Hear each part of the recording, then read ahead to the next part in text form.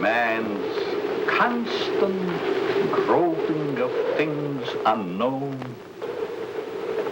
drawing from the endless reaches of time, brings to light many startling things. Startling because they seem new, sudden. But most are not new to the signs of the ages.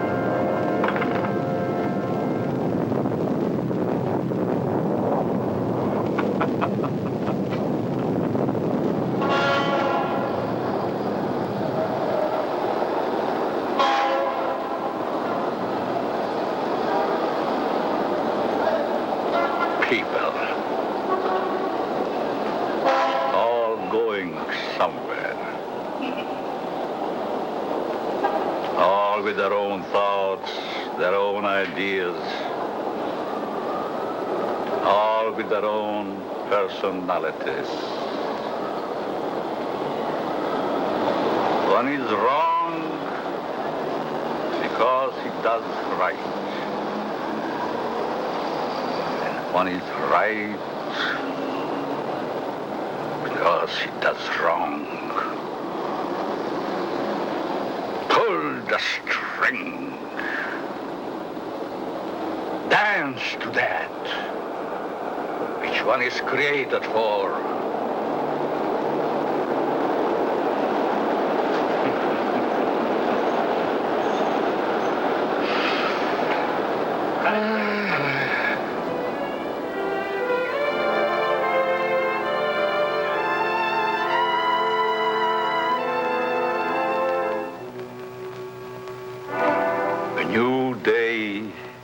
Begun.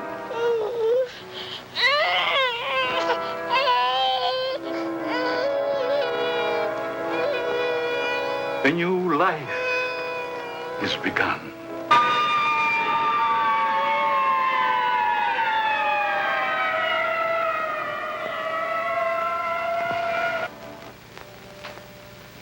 A life is ended.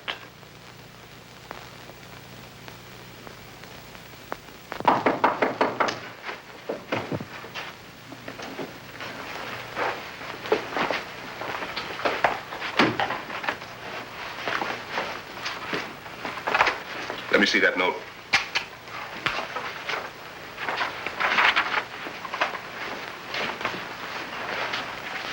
The records will tell the story. I was put in jail recently. Why? Because I, a man, was caught on the street wearing women's clothing. This was my 4th arrest for the same act. In life, I must continue wearing them. Therefore, it would only be a matter of time until my next arrest. This is the only way. Let my body rest in death forever in the things I cannot wear in life.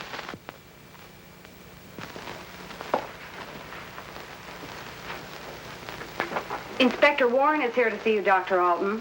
Oh, yes. Show him in, Miss Stevens.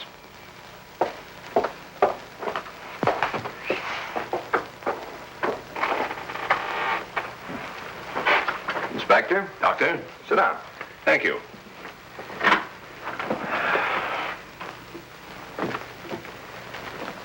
You're a very busy man, Dr. Alton, I know. I appreciate this time you're giving me. Business or pleasure, Inspector? In a way, business. From policeman to inspector, 20 years of it. I guess I've seen everything there is for a policeman to see. Yet I wonder if we ever stop learning. Learning about which we see. Trying to learn more about an ounce of prevention. I'm a man who thrives on learning.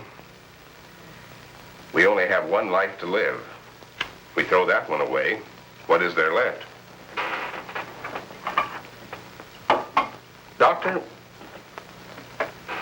I'm hoping to learn something from you. And with that knowledge, maybe save some human from a fate which I just witnessed a few days ago. A 4-time loser. This type of case comes to me as well as yourself many times during the course of 1 month. The suicide? The suicide.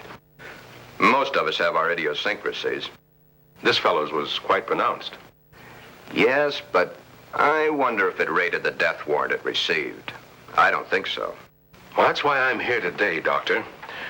What do we do about it? I've always heard you to be a hard-hearted policeman, Inspector. Isn't that what's thought of most policemen? The laws are written. The policeman is hired to see that those laws are enforced. We have a job to do. As in most jobs, there's always somebody who doesn't want that job to be done. In most factories today, the employer has put up suggestion boxes. Even the employer needs advice once in a while. I think in the case that we're referring to, I need advice. Maybe it shouldn't have happened as it did, but it did. Perhaps the next time we can prevent it. Let's get our story straight. You're referring to the suicide of the transvestite?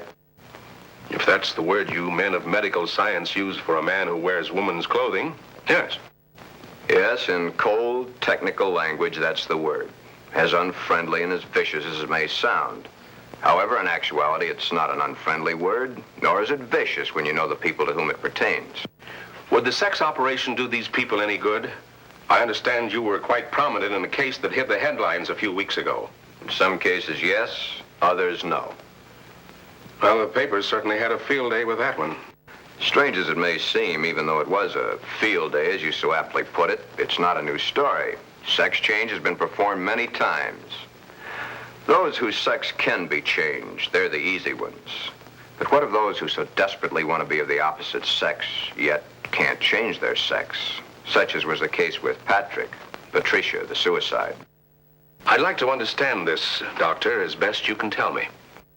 You can only fully understand the sex change by taking two entirely different cases. Two men with exactly the same background, from childhood to manhood and on to their own decisions and destinations. I'd like to hear the story to the fullest. Only the infinity of the depths of a man's mind can really tell the story.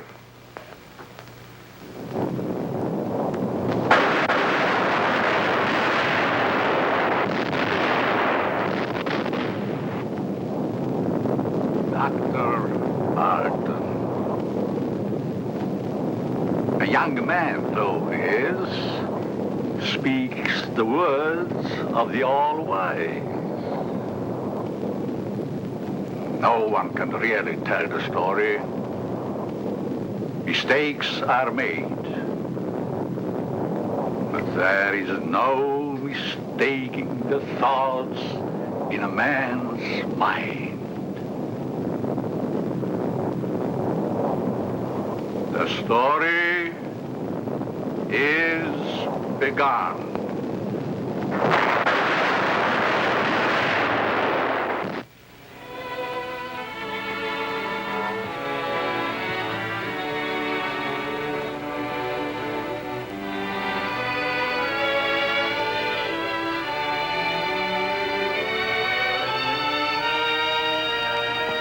might say, there, but for the grace of God, go I.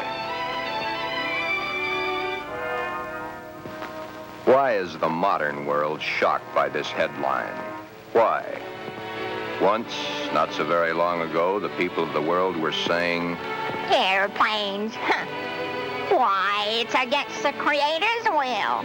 If the Creator wanted us to fly, he'd have given us wings. but we fly. Maybe some of you may still remember an even sillier remark. Automobiles? Bah. They scare the hosses. If the Creator had meant for us to roll around the countryside, we'd have been born with wheels. Silly? Certainly. We were not born with wings. We were not born with wheels. But in the modern world of today, it's an accepted fact that we must have them. So we have corrected that which nature has not given us. Strangely enough, nature has given us all these things. We just had to learn how to put nature's elements together for our use, that's all. Yet, the world is shocked by a sex change. If the Creator had wanted us to fly, he'd have given us wings. If the Creator had meant us to roll around the countryside, we'd have been born with wheels. If the Creator had meant us to be boys, we certainly would have been born boys. If the Creator had meant us to be born girls, we certainly would have been born girls. Are we sure? Nature makes mistakes. It's proven every day. This person is a transvestite, a man who is more comfortable wearing girls' clothes. The term transvestite is the name given by medical science to those persons who wear the clothing of the opposite sex. Many a transvestite actually wishes to be the opposite sex. The title of this can only be labeled Behind Locked Doors. Give this man satin undies, a dress, a sweater, and a skirt, or even the lounging outfit he has on, and he's the happiest individual in the world. He can work better, think better, he can play better, and he can be more of a credit to his community and his government because he is happy. These things are his comfort. But why the wig and makeup? He dares to enter the street dressed in the clothes he so much desires to wear, but only if he really appears female. The long hair, the makeup, the clothing, the actual contours of a girl.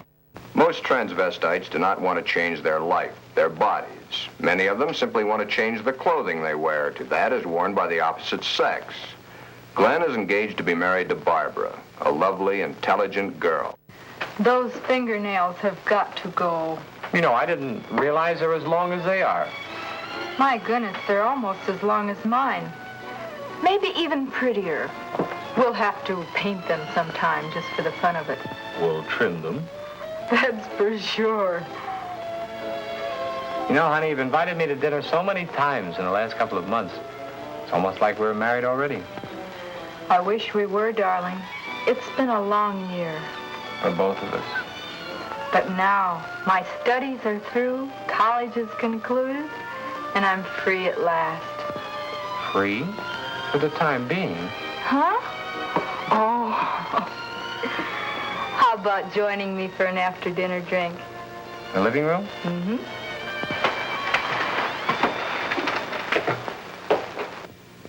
Modern man is a hard-working human. Throughout the day, his mind and his muscles are busy at building the modern world and its business administration. His clothing is rough, coarse, starched, according to the specifications of his accepted job. At home, what does modern man have to look forward to for his body comfort? The things provided for his home, a wool or flannel robe, his feet encased in the same thick, tight-fitting leather that his shoes are made of. These are the things provided for his home comfort. It doesn't look so comfortable, does it? And get the hat. Better still, get the receding hairline. Men's hats are so tight they cut off the blood flow to the head, thus cutting off the growth of hair. 7 out of 10 men wear a hat, so the advertisements say. 7 out of 10 men are bald. But what about the ladies? Yes, modern woman is a hard-working individual also, but When modern woman's day of work is done, that which is designed for her own comfort is comfort. Hats that give no obstruction to the blood flow. Hats that do not crush the hair. Interesting thought, isn't it? Just for comparison, let's go native. Back to the animal instinct. There, in the lesser civilized part of the world, it's the male who adorns himself with the fancy objects, such as paints, frills, and masks. The true instinct. The animal instinct. Bird and animal life. Is it not so that it's the male who is the fancy one? Could it be that the male was meant to attract the attention of the female? What's so wrong about that? Where is the animal instinct in modern civilization? Female has the fluff and the finery, as specified by those who design and sell. Little Miss Female, you should feel quite proud of the situation. You, of course, realize that it's predominantly men who design your clothes, your jewelry, your makeup, your hairstyling, your perfume. But life, even though its changes are slow, moves on. There's no law against wearing such apparel on the street, as long as it can be distinguished that man is man and woman is woman. But what is it that would happen were this individual to appear this way on the street? You're doing it now, laughing. Yet, it's not a situation to be laughed at. Thus, the strange case of Glen, who was Glenda, one and the same person, not half man, half woman, but nevertheless, man and woman in the same body, even though by all outward appearances, Glen is fully and completely a man.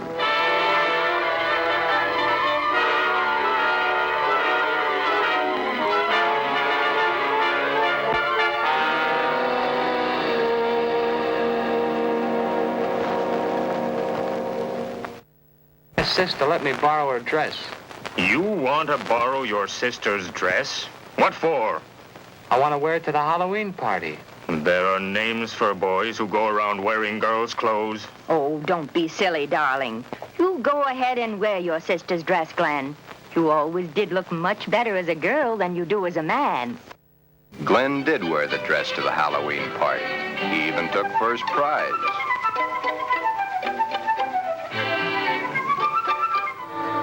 Then, one day, it wasn't Halloween any longer.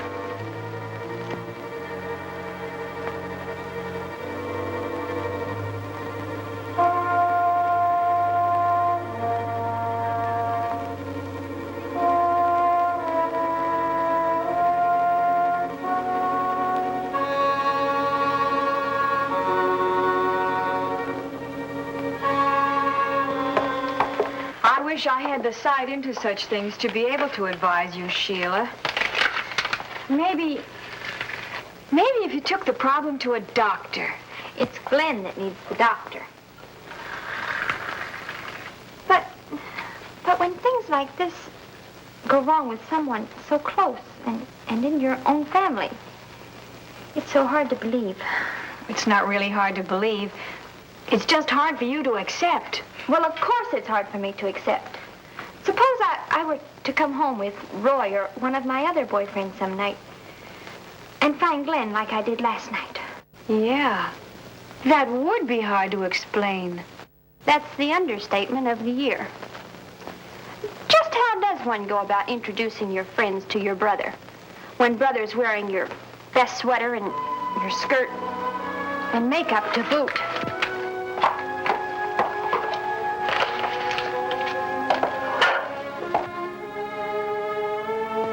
Glen is not a homosexual. Glen is a transvestite, but he is not a homosexual. Transvestism is the term given by medical science to those persons who desperately wish to wear the clothing of the opposite sex, yet whose sex life in all instances remains quite normal. Would you be surprised to know that this rough, tough individual was wearing pink satin undies under his rough exterior clothing? He is. Then there is your friend the milkman who knows how to find comfort at home.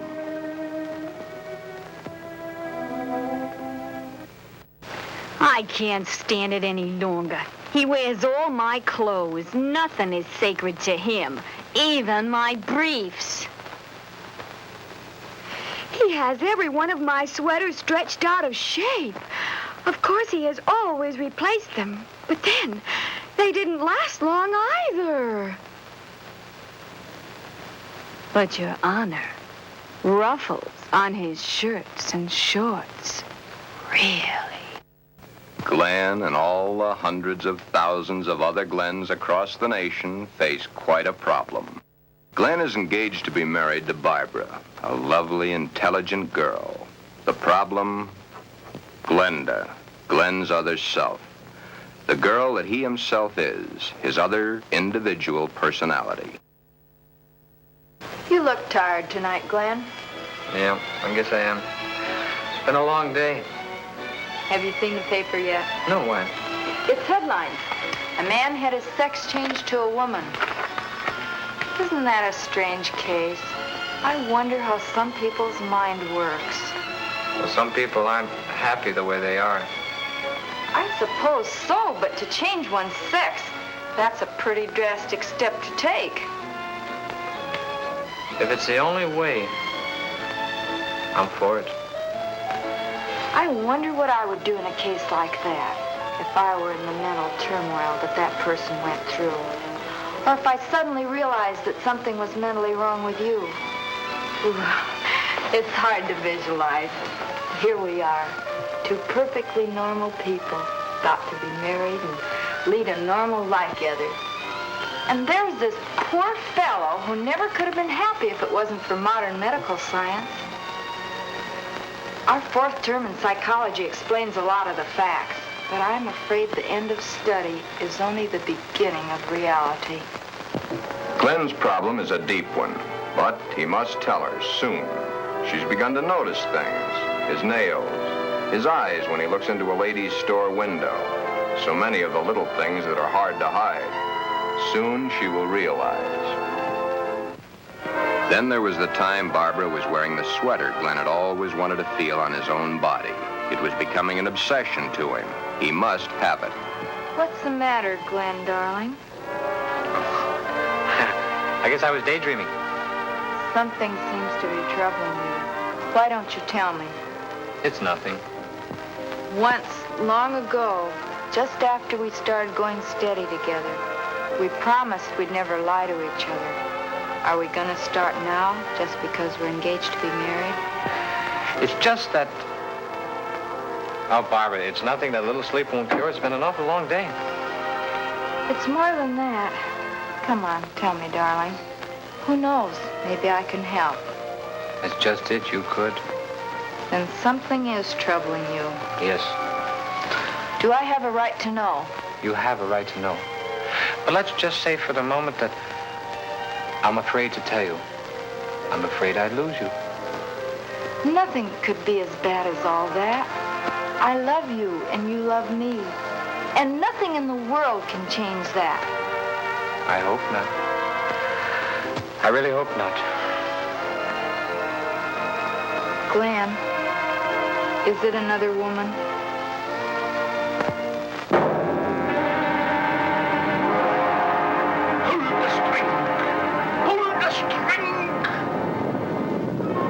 Mistakes made.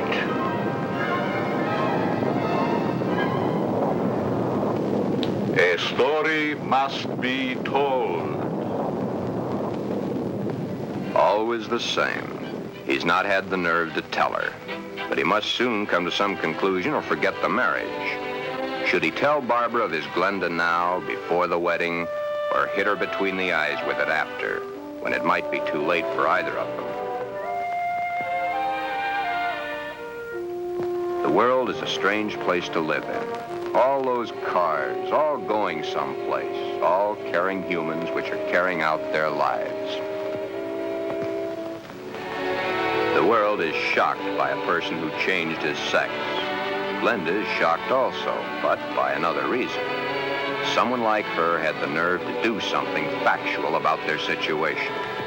There are so many problems for Glen and all the other Glens. Perhaps the fear of discovery of the underthings they wear beneath their regular outer clothing, or that which they wear during their nightly visit to Morpheus, god of sleep.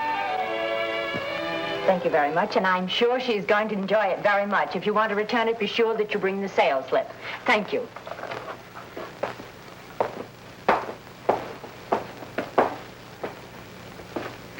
Can I help you, sir? Yeah. Let me see a 90. Oh, well, what size? 12. The color, the material? Black? I'm very sure. Just a minute. Well, we have this here. Would you like that? Something like this? Has lace? Yeah. Perhaps he admires the material too long. You can see how sheer the material really is. Yes. You see, it's all pure nylon and only $21.95. And of course, it will never snag.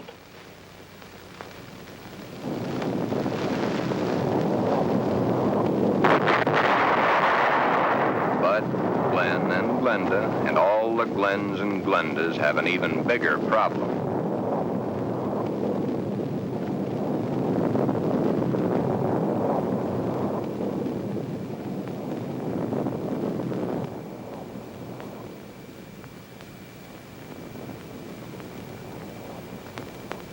The homosexual, it is true, at times does adopt the clothing or the makeup of a woman to lure members of his own sex. But this is not so for the transvestite. The transvestite is not interested in those of their own sex. The clothing is not worn to attract the attention of their own sex, but to eliminate themselves from being a member of that sex.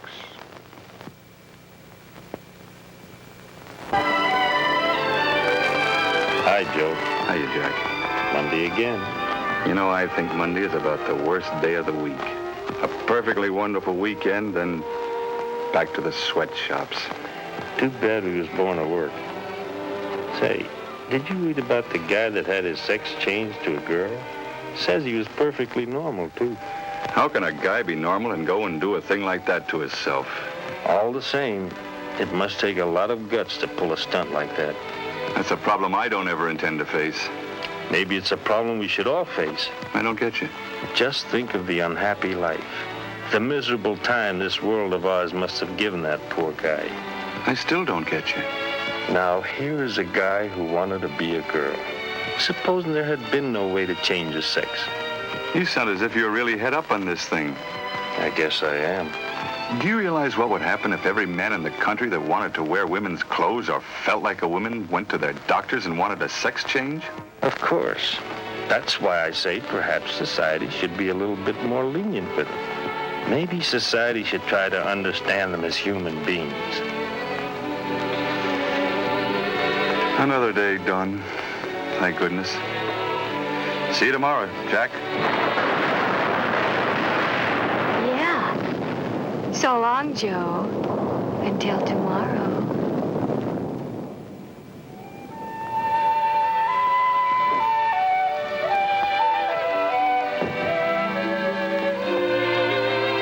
Hi, Glen. Hi, Johnny. Come on in and hit it right for the kitchen. I can't let that dinner burn.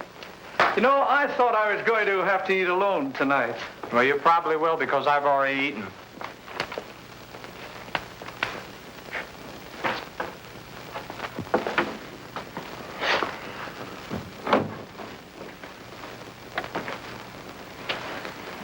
What's up? Nothing much. Say, you really look down in the dumps. I guess I got a problem. Haven't we all? I mean a real problem, one like I've never had to face before. Our whole existence is one big problem after another. I want to get married. You have a problem. When did this all come about? For nearly a year, I've been engaged to a very wonderful girl. Now the time is getting very close to the man with the book. I'm scared to death. You love her? Very much. Does she love you? Yes. There's no problem. Marry the girl. Are you forgetting about my other self? You'll have to tell her, of course. Yeah. I have to tell her. But when? Before or after? I think you know the answer to that one yourself. My mind's in a muddle, like in a thick fog. I can't make sense to myself sometimes. I thought I could stop wearing these things. I tried, honestly, I tried. I haven't had a stitch of them on for nearly 2 weeks until tonight. Then I couldn't stand it anymore. I had to put them on or go out of my mind. I'm afraid I'll lose her. I don't want that to happen because I really love her. Okay. Here's a story from fact.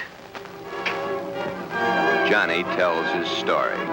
He had not too long ago been married himself. He had kept quiet about his transvestite desires in the hopes that the new wife would never discover it. However, one day, the little woman came home unexpectedly an hour early.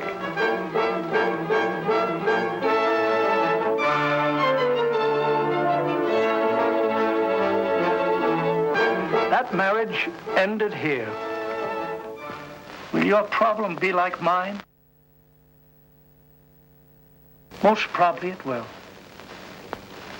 Because the love hasn't been built up for such a thing. She, your wife, she will not have been taught enough about the problems to cope with it.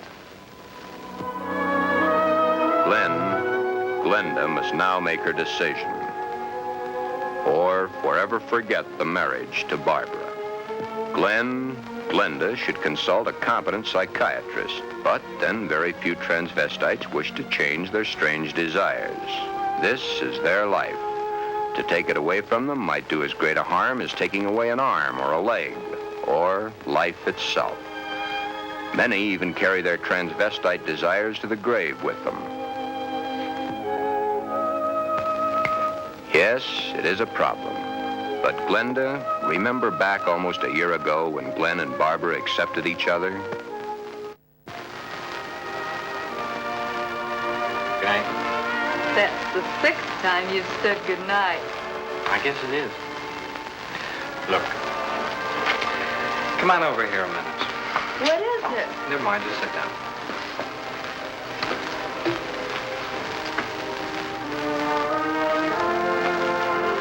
Oh, I was beginning to think you'd never get around to it. Did you mean you will? What do you think?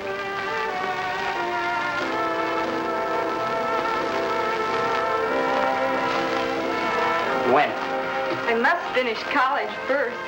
It's only 7 months to go. Well, now, that's hardly long enough for you to get a trousseau together. How would you know about such things?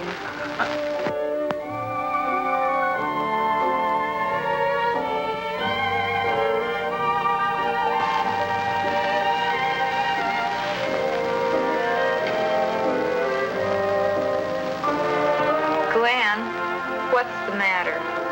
Huh? All of a sudden, you seem 1,000 miles off. Yes, I guess I was, huh? That's a mighty pretty dress you're wearing tonight. I wear my best to please you. You know, when you look at me, you just tie me in knots. I love to tie you in knots. Oh, I'll be so happy when these next few months are over. Some special reason? Of course. So you can stop kissing me goodbye at the door every night. Yes? So you can hold me close to you always. Yes? Then all you'll have to do is call and close your eyes to feel my lips on yours.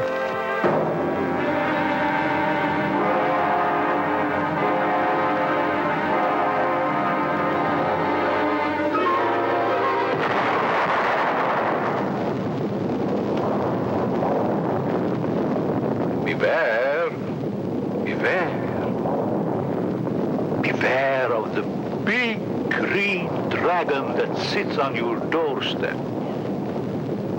He eats little boys, puppy ducktails, and big fat snails. Beware. Take care. there.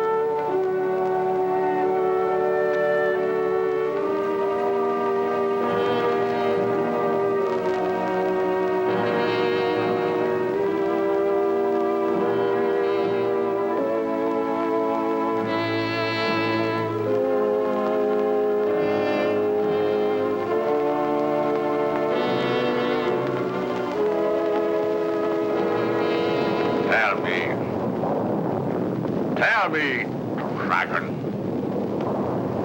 do you eat little boys? Puppy ducktails and big fat snails? Puppy dog's tail, puppy dog's tail, puppy dog's tail. Everything nice, everything nice. Ha, ha, ha, puppy dog's tail.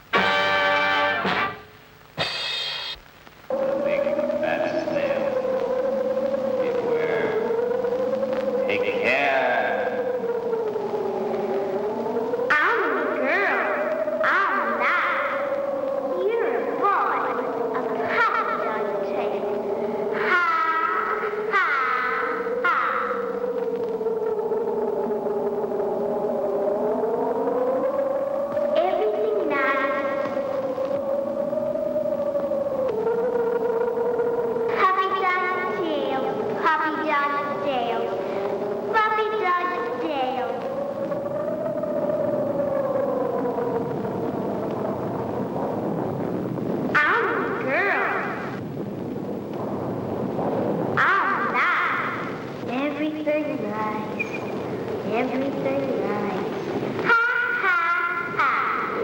Puppy dog's tail.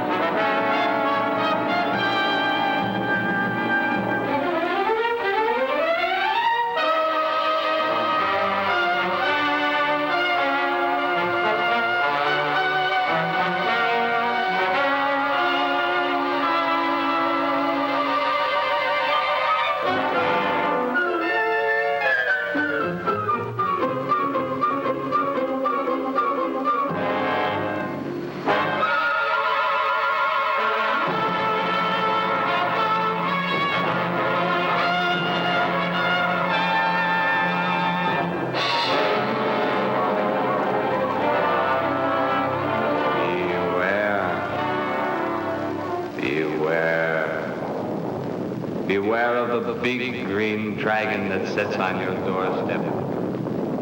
He eats little boys, puppy dog tails, and big, fat snails. Beware, take care. Beware.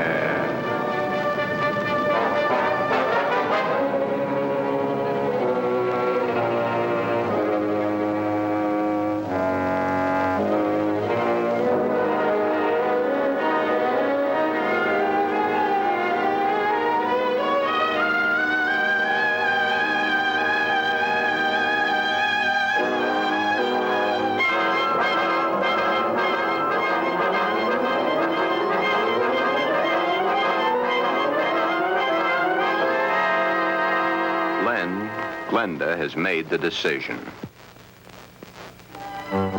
Glen has decided to tell Barbara of his dual personality.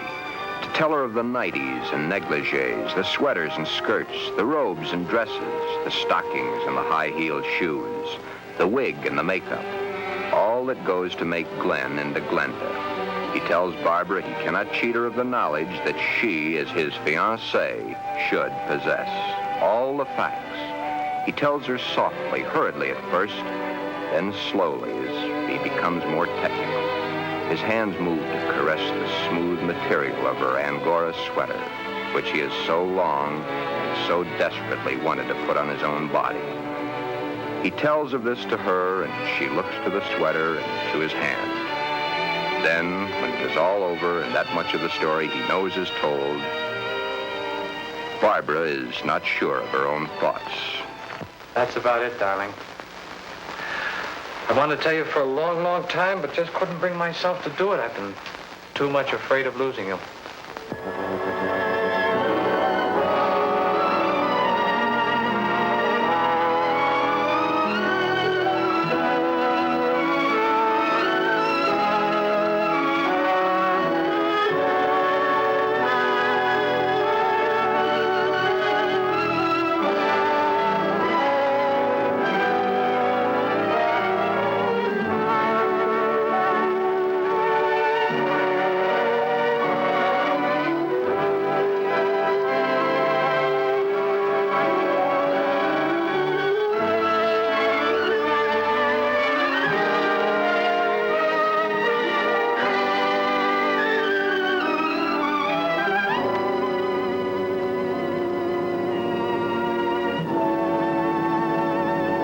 Glen, I don't fully understand this, but maybe together we can work it out.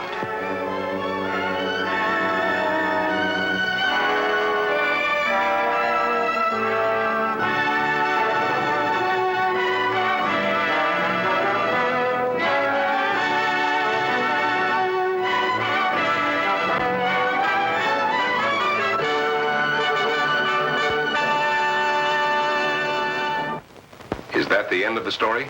Not quite. I'll get back to it in a minute. Glen's case is really the lesser advanced type cases. The second case is an extremely advanced one. However, I'll get to that in a moment. First, you must realize that the world over has its own particular problem. Each case must be handled individually according to the person, his past life, and his problem. Did this Glen have any homosexual tendencies? Absolutely not. It's very seldom that a true transvestite does. And he isn't a hermaphrodite? No more than he's a pseudo-hermaphrodite. Glen's case was entirely of his mind, brought on by the environment of his early youth. What about their children, Doctor?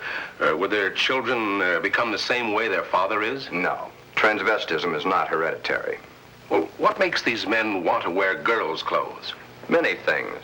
But as I've said before, it usually starts in early childhood from one cause or another. Technically, each case has the same beginning, just a different set of circumstances.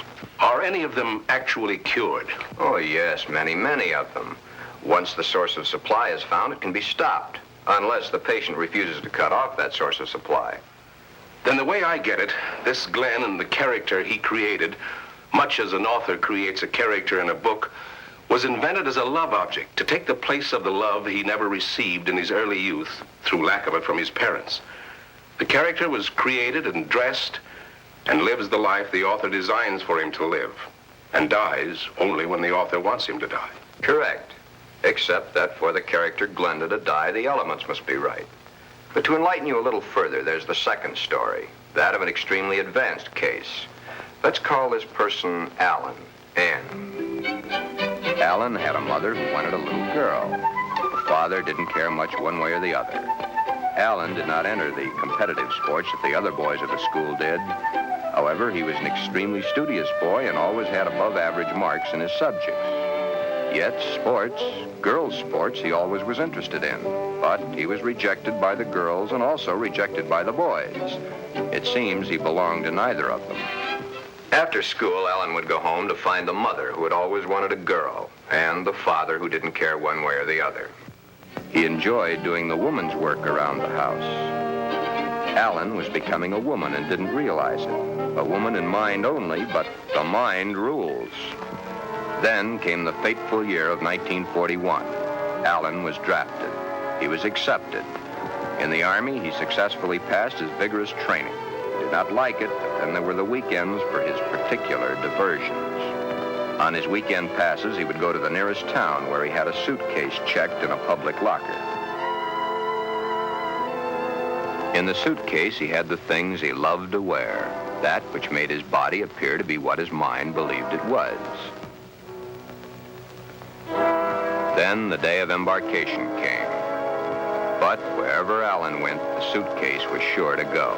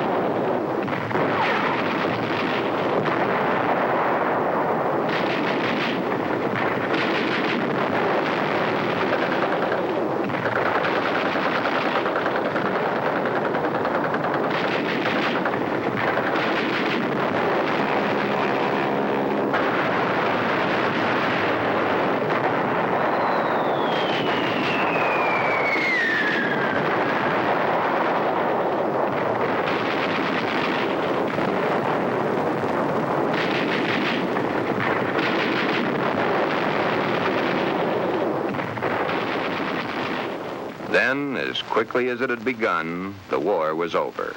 Alan came home.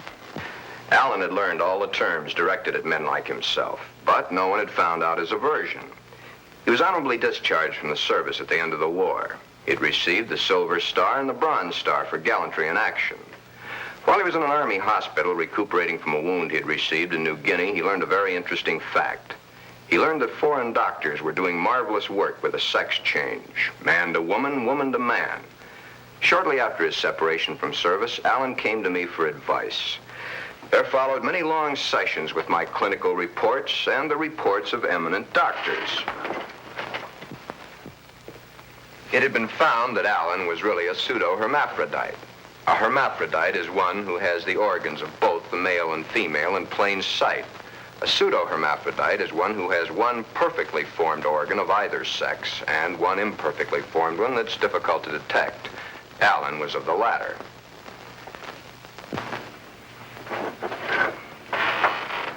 Alan was then given his choice. That which nature had given him was a mistake. It was up to us to correct that mistake one way or the other. Alan had to decide whether he wanted to become a man or she wanted to become a woman. Both were completely possible. Small-boned, fair of complexion, his hair thin like a woman's, his body slim, hips slightly girlish. It was easy to see his decision, along with the fact that he had been brought up from early childhood to believe that a woman was the thing to be. Alan decided to become a woman. This, after all the help I could give him, was only the beginning. During the following 2 years, he was to go through the tortures of the damned, but never was there a whimper from him because he knew that at the end of it all, he would at last be that which he had always dreamed. Hundreds of hormone shots were injected into various parts of his body. Alan's face was worked on with plastic surgery to smooth out the female elements. Long, tedious hours of work. The big day, or the starting of many big days, for it was to take many. The series of operations are performed slowly and at intervals to prevent any unnecessary shock to the nervous system. Still, the hormone shots continue, day after day, week after week, month after month. And even then, when the operation is over, the sex has changed, the shots must continue as long as Alan lives.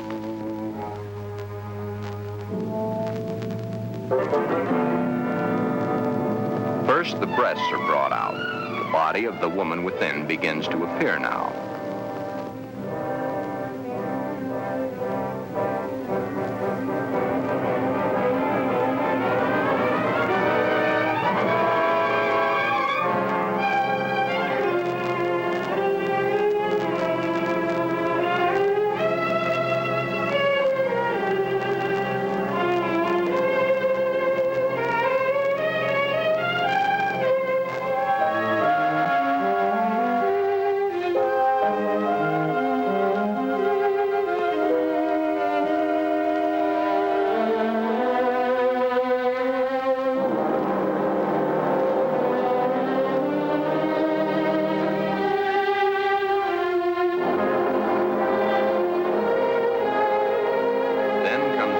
Surgery, the removal of the man and the formation of the woman.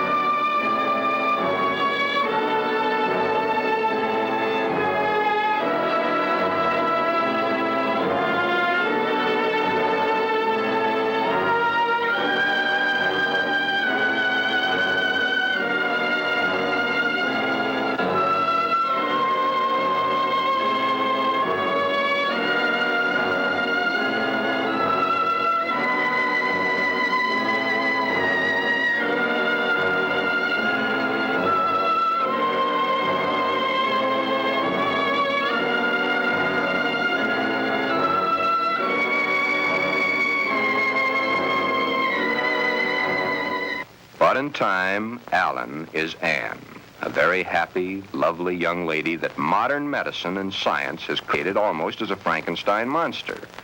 The newspapers heard of it and hit the story with their usual fullness. Papers had not gotten hold of the story, it would have gone untold, unnoticed as so many others in medical history. The sex change has been performed hundreds of times. However, right here in this particular sex switch, it's not the end. Acting the woman and being the woman are two entirely different things. Alan had all his life acted the part of the woman. Now he is that woman and must learn how it's done. Anne must learn how to do her own hair, how to make the correct styling for her facial contours. The proper walk must be adopted. A lady is a lady, whatever the case may be. Continuing my own psychiatric treatment, it was my duty now to explain to Anne the duty of a woman in her sex life. Alan, of course, had known the man's, but he was soon to realize he knew very little about a woman's.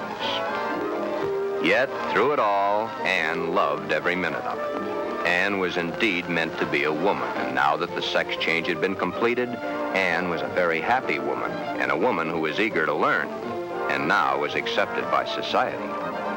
A woman born at the age of 24, in a world that for 24 years she had seen as a man, but a woman who now would, and was properly instructed in how to accept, a woman's world. Thus, this case, which has a happy ending, is due entirely to the corrections made by medical science. I've had several such cases. In fact, in my 20 years of practice, I've been prominent in 7. However, my colleagues have had hundreds. Then you believe that the Glen of the first story should have the sex change? In Glen's case, no. No, indeed. Glen would never be happy with the sex change. The Alan of your story ended happy? I'll tell it to you exactly as I told it to them. Shortly after Glen told Barbara of his love for girls' clothing, he started treatments with me. On the last treatment, both he and Barbara came to me. I told them the same story of Alan, Anne, as I've told it to you, Inspector. Anne was a pseudo-hermaphrodite. Even though one of the sexes was imperfect, she had the organs and the characteristics of both the male and female. Glen's case is an entirely different type of case. Remember I said, no matter what the case, it's a different thing. A new problem to be looked into, then solved. A new challenge to the psychoanalysis. Glen's body holds only one sex, that of the male. In all our talks, I've learned these pertinent facts. Glen's father had no love for his son. His father wanted Glen to be a football hero or a baseball player, so that he could brag to his cronies down at the corner saloon as his cronies bragged to him about their own sons. Thus, the ruse of Glen's fictitious character. He invented it when he could find no love from his mother and no love from his father. His mother had hated her own father. Glen reminded her of her father. Therefore, she gave all her affection, love, and attention to her daughter. Glen then decided also to become a daughter. Glen, you can kill this fictitious character of yours anytime you wish. For your happy ending, it's the only way. Then you think I can kill this second character by transferring her qualities to Barbara? Exactly. But as the author and his character, the elements must be right. It's up to you, Barbara. You must take the place, give the love, and accept the facts that Glenda has always accepted. If you love each other as you now believe you do, well, it'll be a hard job, but you'll enjoy doing the job. Should I let him continue to wear girls' clothing? Or should I put my foot down? If you put your foot down, you'd only go behind closed doors. Love is the only answer. Glenda must be transferred to you. Supposing Glen never gets over wearing girls' clothing. Would it matter to you very much? I love Glen. I'll do everything I can to make him happy.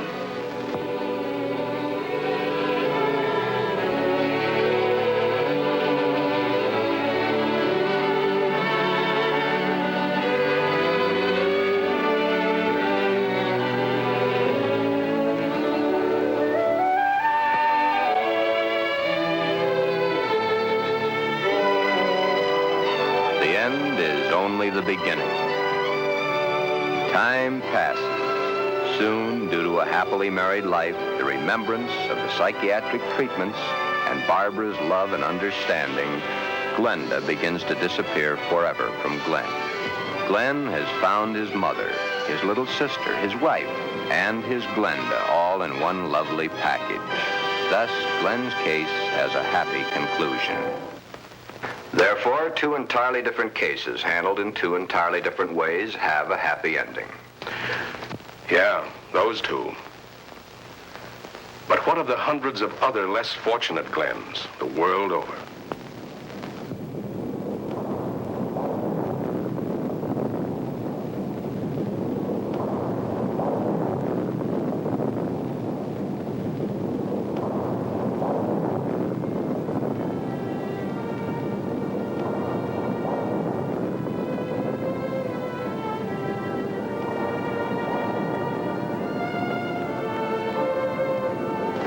Yes. But what of the others? Less fortunate Glens the world over.